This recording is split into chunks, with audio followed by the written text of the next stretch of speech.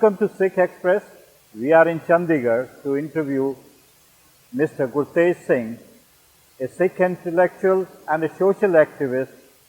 He was also in the Indian Administrative Services, but he gave up those services to serve the community. Welcome to Sikh Express, and in the program Right Angle, we would like to know from you about Sikh politics and also about whether the religion should be separated from politics or not. Well, life is one whole. It cannot be, there are no watertight compartments in life. You can't, just as the human being is one whole, you can't separate psychology from emotions and so on. So it is not a practical proposition to separate religion from politics. The question is what part religion plays in politics. Whether the religion plays the part of keeping the emotions at even level, whether it plays the part of directing those affected towards human welfare of all, that's the question. Sikh religion directs the human being to God of values, and those values are fearlessness, consideration for others, working for others, seva, trying to achieve God through the service to humankind. So if this is a religion, even then it is good for humankind. We have seen religion being separated from politics in Russia, in China, and we know that more than 10 million people were killed in each country by the dictators there. We have seen the separation of religion from politics in other socialist countries and dictatorships, and we know the result. So it is, and when Sikh people were nearest to their religion, nearest to their times, they came into power in 1799. That was just about 50 years after the persecutions, severest persecutions, and not a single Muslim in the entire country was harmed. So do you think with the present kind of structure and with the right wing rising over the years, is it good to link religion with politics, and especially in the present scenario? See, what you see here is not religion. It is their overwhelming desire to power and overpower. That is the question. They are not strictly following the Hindu religion at all. What they are following is their tendencies to dictate and their tendencies to overpower others, to establish their dictatorship forever. They want to take revenge for the past, which has not been, which is not really quite understood by them or their victims. So it's not the question of religion and politics. It is not religion versus politics. It is their desire to rule by whatever means that come to them. They are using the police, they are using the state machinery to perpetuate their own political power. So the question is not that of religion. The question is of their enlightenment and what they think of politics and what they are going to exploit. So what do you have to say about Article 25? Article 25 is, in a way, it recognizes the identity of Sikhs. It gives the right to wear and carry kirpan as a part of the practice of Sikh religion. That, to that extent, it is good. Now, there is a part, explanation 2 also, which says that Sikhs, Jains, Buddhists are to be deemed as Hindus. Now, the whole world knows that Sikh faith, Jainism, Buddhism are independent sovereign religions. So, it is denying the human rights, basic human rights to all these communities, which is not a very good proposition. And perhaps the wording is very unfair, and it cannot be sustained in modern times, because it reeks of hegemonic tendencies. So it has to be revised and changed. So the Akalis have been in power for such a long time. Have they pressed the central government, because they are allies of the central government also, for changing the Article 25? The Akalis have come into power after selling their souls. They have tried only to garner power and money, and more particularly money. They have been their assets. If you want to understand what is happening, then look at the assets of all the Akalis, every person who is in power now, and compare it with what they had before that. So then you are talking about the Akali Dal. It's a name only. It's a shell. There is no Akali content in the Akali Dal. Akali Dal revised its constitution in 1996, and at Moga conference, and it turned into a Punjabi party. So it is no more the Akali Dal. We cannot discuss about Akali politics with reference to these Akalis. They form the Punjabi party, and they have accepted the supremacy of the BJP. BJP desires that the Hindus in the Punjab, though they are only 17% or 15% of the population, they must rule, no matter who is in majority. So they are carrying out the mandate of the BJP and keeping them happy so that they can garner as much wealth as they can. So when we talk about Sikh Marriage Act, now there are certain amendments which needs to be carried out. Now, have you put that thing forward, or is it being discussed at any forum? Sikh Marriage Act is a subject which has been there, one of the most important demands of the Dharmyud Morcha of the Akalis. It has been there since, it has been demanded by the Sikhs since 1999 also. There was some skeleton found in which it was accepted at that time. Then in 2007, the Pakistan government wanted to enact a Sikh Marriage Act. By various channels, particularly the president of the SGPC, Delhi Gurtwara Prabandhak Committee, I was asked to draft it. So we drafted this for them. They accepted it in 2008, and it is the law in Pakistan. Thereafter, in 2012, this question arose in the parliament in India, and the then president of the Delhi Gurtwara Prabandhak Committee, Mr. Sarna, approached the then Law Minister, Mr. Bhardwaj, and they decided to enact that in the parliament also. So I modified it a little bit and presented that same draft to them. That could not it could not be passed, and meanwhile Bhardwaj was transferred to some state as a governor, and somebody else came in as a law minister. So nothing came out of it. Tarlochan Singh proposed another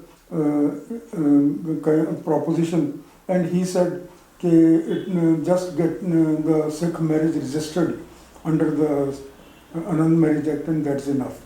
So registration was provided for, but under the Hindu Marriage Act. Thereafter, Mr. Gandhi, our present MP from Patiala, Taramveer Gandhi, came to me, and he said he wants to move this Sikh marriage bill. Last year he came to me. So I gave him the draft, and he has moved that bill in the parliament yesterday, on the 26th. It is the 26th of this month. He moved that bill in the parliament. I understand from him that the committees, various committees, the law, legal department, nobody had any objection to what was written in that, and they have accepted it as it is. The first reading of the bill is over, and God willing, perhaps in due course it will become the law, and that will be the answer to the demand for Sikh marriage bill or Sikh Marriage Act, which has been long due. All other communities in India, the Parsis, the Hindus, the Muslims, everybody has a marriage act appropriate to their culture, and the Sikhs will have it too if this goes through. Okay, so now when we talk about politics in Punjab, over the years the situation has deteriorated. If we say, if we go by whatever newspapers have been reporting, industries are moving out, the agriculture producer is not doing well. So what do you have to say? Why has this thing happened? Well, what happens, what is happening was inevitable, because these people were promised power in Punjab, political power in Punjab, for the next 25 years, and they were given a blank check to do whatever they liked, and whatever they liked, what was nearest to their heart is money. So when a trader becomes a ruler, then the people suffer. People become paupers. This is the saying, old saying. So that's what is happening in Punjab. They want to exploit every situation to earn money. They want to sell their drugs, they want to sell their liquor, they want to sell everything, they want to garner every real estate in the state, and they are having a field day because they are being kept in power by the majority at the center, particularly the BJP. So this was bound to happen. The Punjab, which was leading in everything, in all aspects of life, in primary production, in fighting, and almost everything, per acre production, pisciculture, whatever you name it, and Punjab was leading. Punjab has, in the last 8, 9, 10 years, gone down the drain. The Punjabi farmer who never knew the word suicide is committing suicide in almost every village. The Punjabi people who used to feed others are going hungry. Punjab has no education worth mentioning. All these are very painful things to talk about, and they are there because the traders have become the rulers. Their aim is only to garner money. So now what do you have to say about the human rights situation in the state? Over the years, several people have been killed or they have been put behind the bars, and people had very high hopes when the Akalis came to power for justice and human rights. Akalis unfortunately came into power with after making the promise that they will not touch the human rights issues at all. In fact, they will suppress the Sikhs further so that they do not have the courage to rise again in future. This was one of the promises made by the Akalis. You will ask me, how do you know it? I know it from the events that have been taking place. Now, for instance, you have seen there was a Jat agitation in the last few days in Haryana particularly and some neighboring areas. Nobody resorted to firing at the first instance. Police firing took place. Some murders were committed by the Jats agitators. Some arson was perpetrated, and so on. But whatever was required to do to control the mobs was done. Here in Punjab, Prakash Singh Badal's police fires first and asks questions later. In Bargadi this happened. There was no provocation by the crowd. Nobody had been harmed. No vehicle had been burned. Now in Rohtak alone, they say 10,000 crores worth of property has been destroyed, put to the torch. Nothing of the sort happened, and they killed 2 young men who were serving langar to others. In Batala, Jaspal Singh was a young man, 18 years old, a student in a college. He was pursued for 200 meters. I have gone and seen that spot, and killed in somebody's house behind the Gurdwara. They were sitting at a dharna and surrounded by the police. I have seen the video also. I have gone and inspected the scene also. They were sitting in a dharna and no harm could have come to anybody had they been left there just like that. The police crowd that around them is 3 times the number of people sitting at the dharna. Yet that young man was killed, another was fired at. Same thing happened in Ludhiana. Our government, Prakash Singh Badal, has different priorities. His priorities are to show his loyalty to the people who have put him in power and to maintain their supremacy over the Sikhs. So all this is happening. I have been one of those people who investigated the killings in Punjab in the 90s. And we came to the conclusion that we at least were able to trace 700 people, completely innocent, who were taken away from their homes and killed, and then their bodies were cremated as unidentified dead bodies. We were able to identify them. It was not difficult at all. The NHRC, the Supreme Court was involved. NHRC was interested with taking the further steps. Up to this day, some people have been given paltry sums as compensation, which means the state admits that they were killed wrongly and they were killed by the police. And still, to this day, not a single man has been held responsible. Now, we want responsibility to be fixed on those people. What has happened in Delhi and how the people were killed for 4 days in the capital of the state. Today the High Court, the Supreme Court, both are anxious that this kind of violation of human rights should not take place. What happened during the Asiad? What happened at Delhi in '84? Now all these people in Haryana, they burnt our vehicles, they burnt our gurdwaras in Karnal and Rohtak, everywhere. And what happened in '84, you know. So the Supreme Court and the High Court had not a word to say about it. As a matter of fact, some people specifically put a petition in the Supreme Court at the time of the Asiad killings and harassment to the people. And the Supreme Court's reply was, I have reproduced that reply in my book, Chakar View. And the Supreme Court's reply was, no orders, specific orders have been given to stop the people from going to Delhi. So we can't intervene. So now what? Today you know what will happen to the country if you concentrate only on suppressing one kind of people by any means available to the police. What do you have to say about the JNU movement and the kind of response from the central government? JNU movement, they are, see, it's not JNU only. It's the Yadavpur also. It is the Hyderabad Central University. It is the Madras IIT. It's a whole lot of system that is being destroyed by this present government.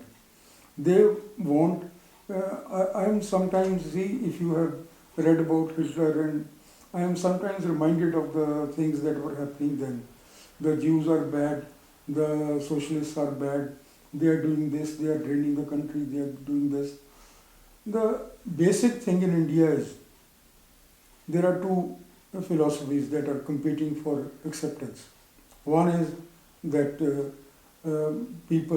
all people have equal rights. That is the constitution which has been adopted in 1950. The other philosophy is the Manusmriti. Manusmriti says there are superior people, the inferior people, about 75% of them must serve the superior people. Now, these people who are deemed inferior for thousands of years. They are now coming up, they are getting educated. They want equality according to the constitution you have written. Your BJP's mind is in the Manusmriti, and their bodies are working in the present day under the present constitution. That is the conflict that they have to resolve, and it is better for the nation, better for the world, better for humanity that they resolve it as early as possible. So what do you have to say about nationalism? Everything is being done in the name of nationalism. Now, is this what nationalism is all about? Well, nationalism, one writer says, is the last refuge of a scoundrel. Nationalism at its best is not good enough. But this is nationalism at its worst. Our ideal, for long time, for thousands of years, has been Vasudhaiv Kutumbakam. The whole world is a family. My religion teaches me that God inheres, the world inheres in God. Everybody is a part of God. And the fulfillment in life comes when you serve the other human beings around you, and when you serve people who are less fortunate than you. This is our aim in life. This is the ultimate goal of Sikh faith. And then after that, you have to realize God in every particle, in every part of the creation. So Nationalism is a divisive force. It divides people into warring camps.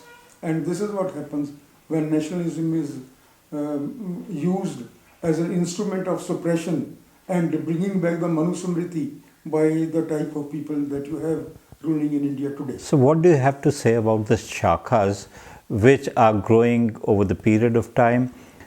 Are they doing a national service? They have been there since 1930, and from 1930 to 47, when the nation was in a turmoil, when many things were happening, one never heard of them doing any service to anybody. Their leaders were hand in glove with the British government. They were, whenever they were caught, biggest of them, the greatest of them, who are idolized today and to whom temples are going to be erected. These people apologized to the British people, and they decided to go with them, and against the wishes of the entire country, they have not done any service to the people up to 1947. In 1947, they concentrated on killing the Muslims. Those conspiracies were unearthed, and they have been there, part of history for a long time.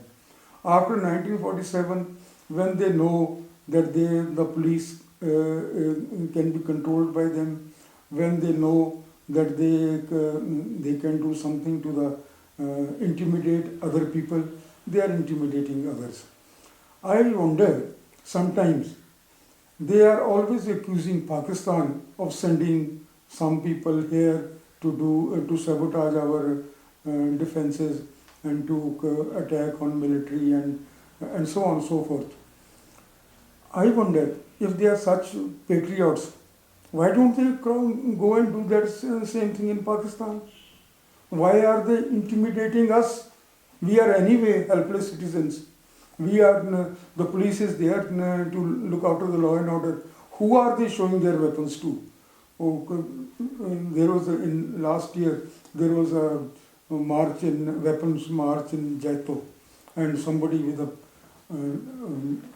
pistol in his hand, a Sang Chalak, walking in front of them, and then these people with 12-bore guns and this and that. Where do they go when the situation is ripe on the border, when there is some problems are there on the border? Nobody saw them in 1965 conflict.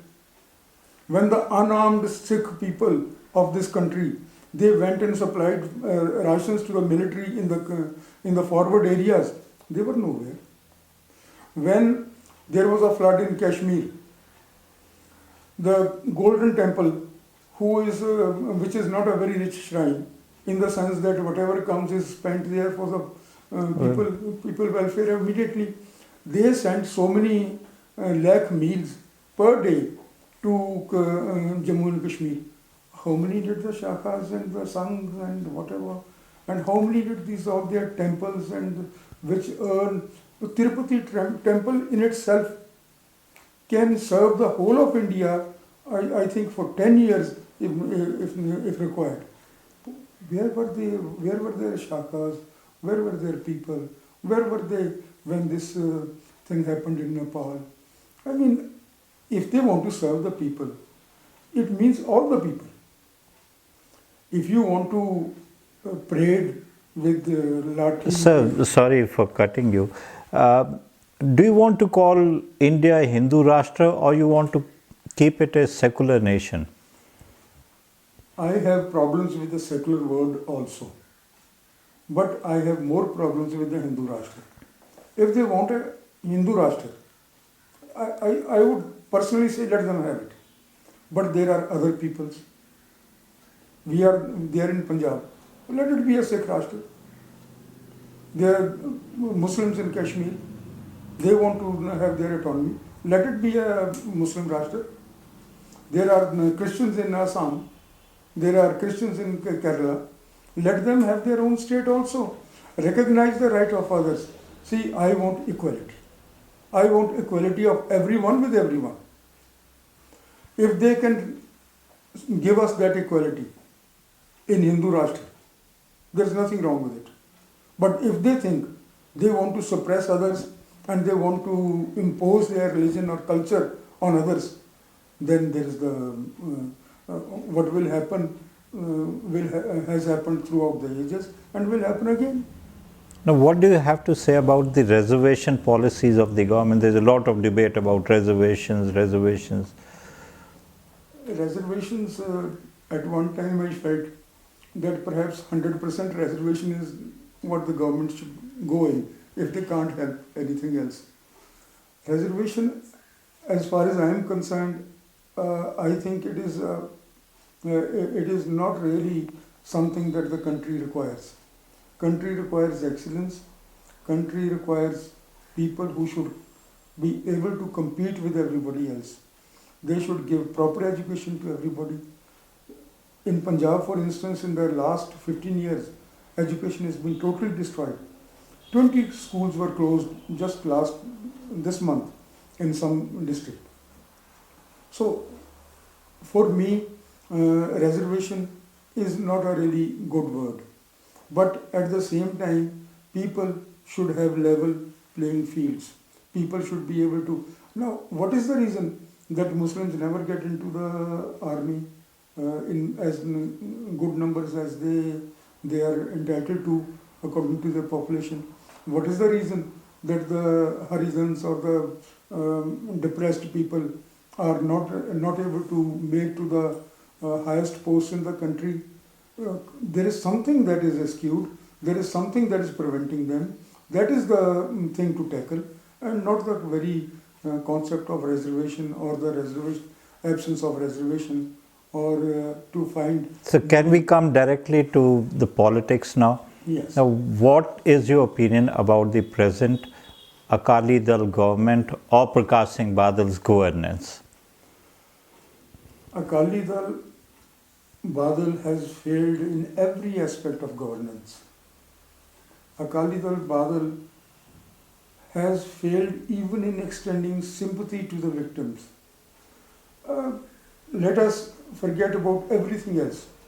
There are 15 deaths, accidental deaths happening in Punjab every day. You will be reading them. There is no paper free of them.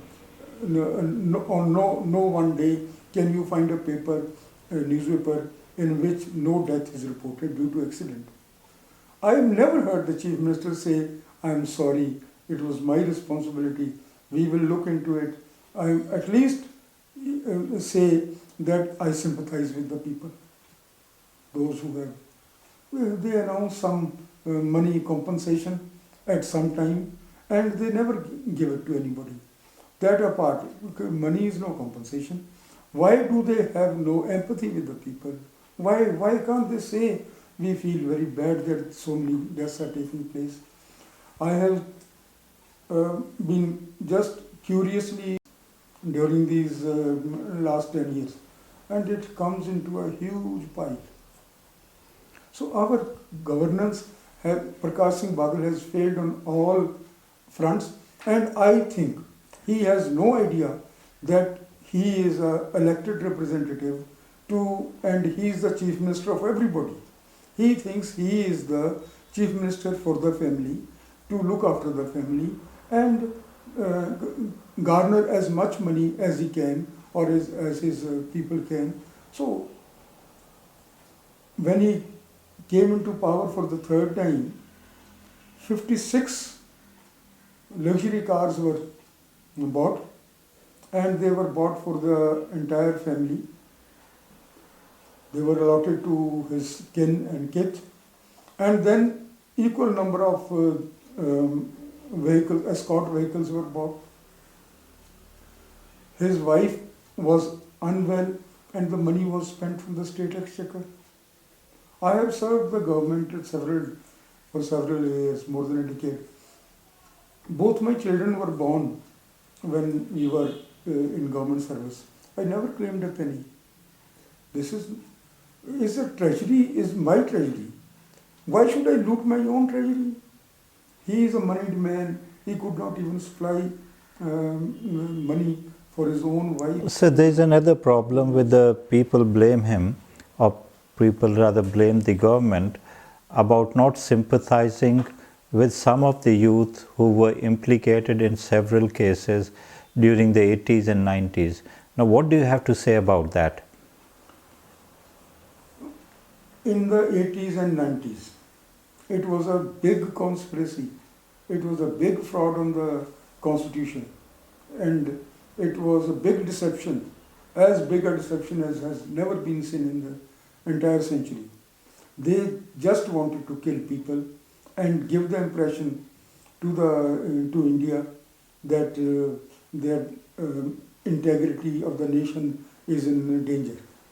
There was nothing of the sort happening here. The police wanted their money. They wanted to loot the treasury. The politician wanted to loot the treasury. They contrived and came up with this. Now, to expect them to have sympathy is looking for milks in crows. They do not have any sympathy. On the other hand, they are the people responsible who had them killed. There is no doubt absolutely in my mind that these people were hand in glove with the police. Their advice was taken. Many committees were appointed to kill these young people, and ultimately the orders came in which they were conniving. I know that for certain. I have analyzed cases of at least 1,000 people during that period. And I know that they could not have been killed except with the support of the Akali politicians or our politicians, even the congressmen. Everybody was hand in glove. They were pretending to put the blame on somebody else, on each other, but they were all one in getting them killed. So they have no sympathy with anybody. This is the part of suppression that they were expected to continue in Punjab, and they have done it. So thank you very much. Talking to us, it has been a real pleasure for all of us to know about all these things, and we look forward to meeting you again. Thank you very much. Thank you very much for coming. Thank you very much for discussion.